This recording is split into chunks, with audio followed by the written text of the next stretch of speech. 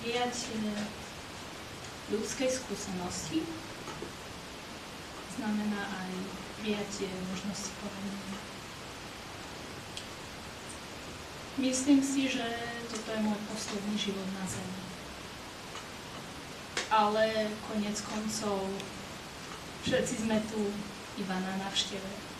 A Matka Zem nám občas pripomína, že žiadnu z týchto hráčiek si neberieme domov.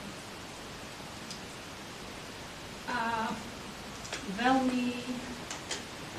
máme veľký strach z dočasnosti, pretože nám implikuje koniec, rozklad alebo rozpad systému, ale rozklad samotný nemusí značiť zánik.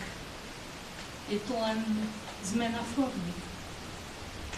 Niečo sa rozkladá a stáva sa súčasťou väčšieho celku.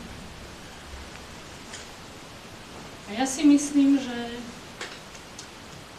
každá pamäť nášho tela má v sebe ešte slobodu a lásku.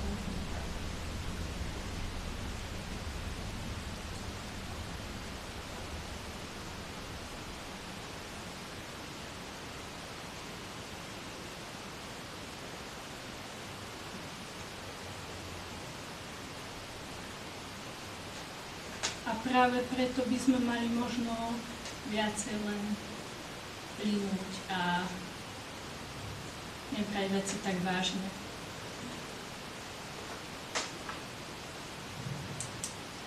A viacej si vážiť jednoduchosti toho bytia.